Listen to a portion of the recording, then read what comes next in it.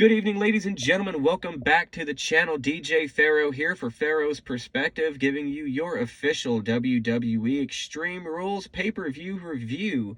Warning, if you have yet to see the show and are planning to, you might just want to go ahead and pause this video and come back to it later once you do finish Extreme Rules and continue on with the conversation, because this is full of spoilers, so you have been warned. But what's up, everyone?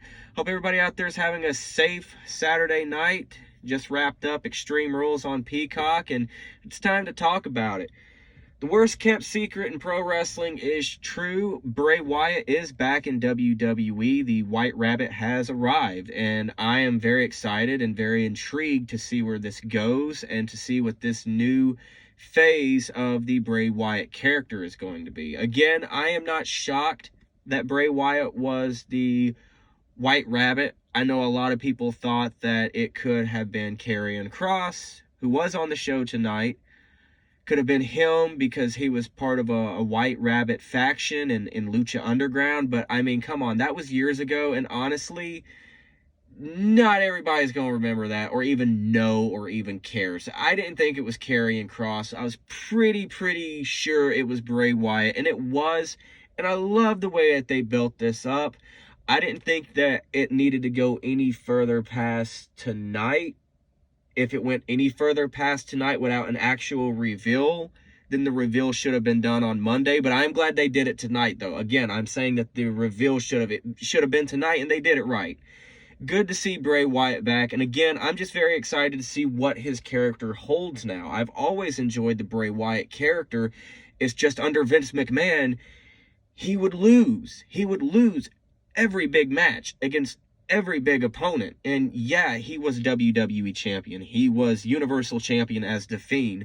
Those weren't long. Those weren't memorable championship reigns. The way they both ended sucked. So I'm hoping it can get right this go around under the Triple H creative direction. But with that being said, of course, let's get on with the rest of the show. We started off with an opening package narrated by Paul Heyman, because Extreme Rules was in Philadelphia, the former home base for ECW in the 90s. Promotion led by Paul Heyman. For those of you living under a rock and didn't know, now you know. We get welcomed to the show by Corey Graves and Michael Cole, the brand new official WWE pay-per-view announce team going forward. WWE this week, they shook up the announced teams across all three brands, Raw, SmackDown, and NXT. But Corey Graves, Michael Cole doing the announcing for the pay-per-views. We go into our first match from Friday Night SmackDown, the Brawling Brutes versus Imperium in a good old-fashioned Donnybrook match. Basically a six-man, no disqualification tag team match. And based off the results of last night on SmackDown, with Sheamus failing to capture the IC title from Gunther, that pretty much solidified who my pick winning this match was, and I was correct. Brawling Brutes, Sheamus, Ridge Holland, and Butch are victorious. It was a very physical match. It was a weapons-based match, and I enjoyed every minute of it. It was a very solid way to start the show, and I said it kicked ass on Twitter, and it really did, and I saw a lot of you with very positive responses as well. We then go to the back with a segment involving The Miz. This would be a reoccurring thing throughout the show tonight, and really, I just could care less. And I'll sum it up for you. Happened 2 or 3 times. I'll just tell you now, because it really didn't matter. Miz was being interviewed backstage. He got distracted, was stopped, got into an argument with the Philadelphia Flyers mascot, because he's a grown man, but okay. The result, later on in the show, he gets choked out backstage by Dexter Lumis. Lumis and the mascot go walking off into the sunset. The end. Next match on the show from Friday Night SmackDown as well, Liv Morgan defending the SmackDown Women's Championship against Rowdy Ronda Rousey in an Extreme Rules match. And my prediction for this match was dead wrong. Unlike the previous match, we have a brand new SmackDown Women's Champion. I thought going into this match that, just like the last time they met, that somehow, someway, Liv Morgan would just barely eke away with a victory over Ronda, and they would probably run the match back one more time, which, considering the finish tonight, I think they will. But I think Ronda will retain whenever they do face off one more time. and Ronda's going to go on a title reign now. She's going to have the belt for a couple months. And with that being said, who do you want to see as Ronda Rousey's next challenger? Of course, again, I think it's going to be Liv Morgan. I see them doing a rematch. But potential names, Shayna Baszler, possibly. Charlotte Flair. We haven't seen Charlotte on TV in a hot minute. It's going to be interesting because I don't know if she'll be on Raw or SmackDown when she returns. I think she was on SmackDown the last time we saw her because, yeah, she was feuding with Ronda Rousey. So now Ronda Rousey has the belt back. But, again, a couple weeks ago, some interactions between Baszler and Rousey on TV would lead you to believe that there was some friction and we could possibly see something down the road, but who knows. But new SmackDown Women's Champion Ronda Rousey victorious over Liv Morgan. Another match from SmackDown. That's 3 in a row. We have strap match action. Drew McIntyre versus Karrion Kross with the lovely Scarlett at ringside. This was a big match for Karrion Kross tonight. I think this was a test for him. It was a big opportunity. His first main roster pay-per-view event, not including the NXT TakeOver events. I'm talking Raw, SmackDown, main roster pay-per-view. And he's going in there against Drew McIntyre, two-time WWE champion, you know, WrestleMania main eventer, Royal Rumble winner. He's plastered all over posters. He's one of the top guys in the company. He's one of their top stars, one of their main event guys. And this is the opportunity that Karrion Kross and fans of his like myself have been waiting for. There's been talk on social media in the build-up to this match that this is a test for Kross. Can he hang? And he most certainly did. And it backs up why I've been a fan of his since his days in Impact and Lucha Underground. Kross victorious tonight, though. Scarlett with interference, pepper spraying Drew McIntyre. So the finish does kind of keep Drew safe. I know Drew lost against Roman at Clash at the Castle. He didn't win the Universal Championship like a lot of people thought he was going to. I still think it's going to be Cody to take the titles off of Roman. But, you know, we'll just have to see what the future holds. So a lot of people thought that Drew was going to win this match tonight. And again, I thought it was one of those scenarios where the match could go either way when picking a winner. But I picked Kross tonight. I figured he would win. And just the way they ended this match, you know there's going to be a rematch down the line. We have Crown Jewel and Survivor Series coming up, both of which I intend on covering here on the channel. So make sure you subscribe. We move on to the next match from Monday Night Raw. It is a ladder match for the Raw Women's Championship as Bianca Belair defends against Bayley. Bayley's been back on the scene since SummerSlam and leading this Damage Control faction with Io Sky and Dakota Kai, and they are the women's tag team champions now. I think they should have won them the first time they had the opportunity to. I think it was stupid that they made them lose just to win them a few weeks later. I don't think Damage Control's booking has been solid. I think that they have been losing matches more frequently than they should be. And I had Bayley pegged to win this match tonight. I thought that we would see all three members with championship gold, kind of like we've seen Toxic Attraction earlier this year in NXT, holding all the available women's championships. But I think it was just another case, like I said, with the Drew and Kross match and with the Liv Morgan and Ronda Rousey match. I can see them doing this match again. This is the first one-on-one match between Bayley and Bianca. Bianca retains tonight in what was a solid ladder match, ladies and gentlemen. Let's not understate that. These two women went out there and they kicked some ass. They had a pretty dang fun ladder match, and I enjoyed it. Bianca retains.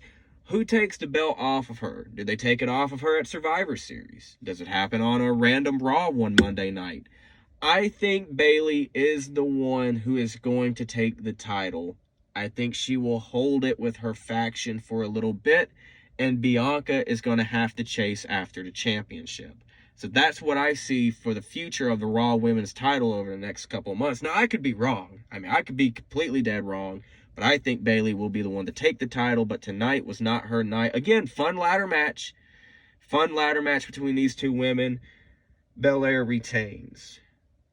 Next match, Edge versus Finn Balor representing the Judgment Day. I I haven't really been so high on the Judgment Day faction since they kicked Edge out. I thought it really had some potential when it was Edge, Rhea Ripley, and Damian Priest. I didn't think they needed to add Finn Balor to the group to begin with. Since then, they've added Dominic Mysterio, who has finally turned heel on his father.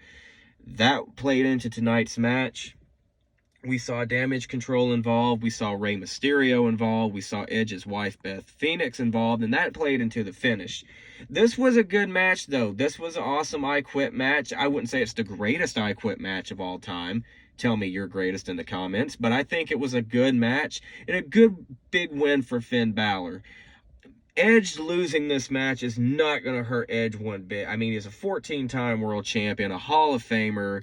He's had a legendary career, and this is him putting over Finn Balor tonight and doing the honors for Finn. This is going to help Finn. This is going to help the Judgment Day faction. They are stronger now. In the last month, they have looked stronger since they, put Finn in and since they kicked Edge out. They've looked stronger, so they look like they're on the upside, and tonight was a big win for Finn Balor and for that group. And finally, on to the final match of the evening, the main event, the Fight Pit. Matt Riddle, one-on-one with Seth Rollins, with former UFC heavyweight and light heavyweight champion Daniel Cormier as the special ring enforcer, special referee. And he called it down the middle. No shenanigans, no storyline BS or anything like that. Did his job fine.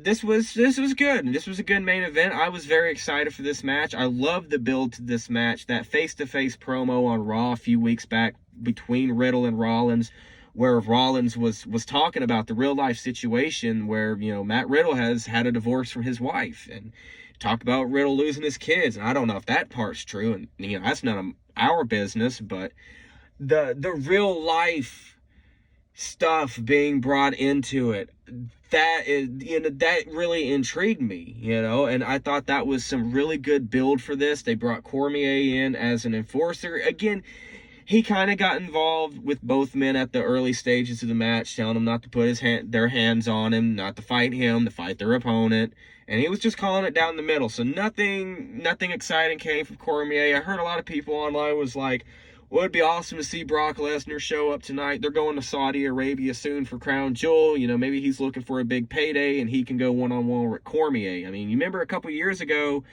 they had that altercation inside the Octagon at one UFC event. I think it was where Cormier had just won a championship, I believe, but he had just finished a fight and Lesnar came in the ring and there was some shoving and words said. And who knows if it was a work or they were both in on it or not. I mean, I could see it, but whatever. No Brock Lesnar, no anything revolving around Brock. So that's not going to happen. Matt Riddle victorious, though, and the Broton he took off of the cage. I really like the design of the Fight Pit cage. I do like the design of the cage. It's different, and it's not bad. I mean, it gives them different little ways to fight and different ways to make a match, which I dig. And that's what they did in the main event tonight. Seth Rollins, he was victorious at Clash at the Castle. Is this issue resolved? Will they do one more match? Can we see something at Crown Jewel? I believe that's the next pay-per-view. Possibly. We could possibly do one more Riddle-Rollins match. Who would win that one? It just, I guess, depends on whoever the company has bigger plans for. And of course, as already stated to start the video, Bray Wyatt is back. They put the graphic on the screen, and I thought it was going to fade to black in the show, and I was going to come out here and go ahead and start recording this review, but no, the lights go out and all the phones in the arena come on, followed by one of the loudest reactions of the year. I mean, these people in Philadelphia went ballistic because they knew and we knew who exactly it was. We hear who I am assuming was Wyatt singing "He Has the Whole World in His Hands." We've seen him do that on TV many times, especially in the early Wyatt family days on TV. We then get different spotlights in the crowd of people dressed up as the Firefly Funhouse characters, followed by a shot of a door on the stage with lighting behind it. Kind of reminded me of when Undertaker returned at Survivor Series 05 with the casket on fire. That's what the door reminded me of, but still two different returns though. We see the backstage, well, not backstage, but we see a video of the old Firefly Funhouse. It's run down, it's beat up, a TV. We then see Bray Wyatt on the TV wearing the White Rabbit mask. Cool mask. I couldn't make out what he was saying. It was very distorted. I don't know if that was just coming across on my end. Let me know down in the comments below if you could understand what Bray was saying during his time on the TV. But then we get back to the arena. Lights go out again. We see the smoke coming through the door. The door shoots open, and what do we see? The light, the little fog light that Bray Wyatt would carry around during the Wyatt family days. We see him wearing the mask. He takes the mask off. He comes out the door. And that's how we end the show. Bray blows out the light. Fade to black, and that is the end of Extreme Rules. So all in all, though, it was a good show. I enjoyed it. I think just the weakest match on the card for me would have really been the SmackDown Women's title match. I just don't think Liv Morgan and Ronda Rousey have good chemistry when they're wrestling each other. And strongest match of the night for me, I would either say the opening match or the main event. But good show tonight. So let me know down in the comment section what you thought of Extreme Rules. Where would you rate this show as far as WWE pay-per-views of 2022? And again, what are you all thinking about Triple H as head of creative? Thank you so much for tuning in, and you have a good one.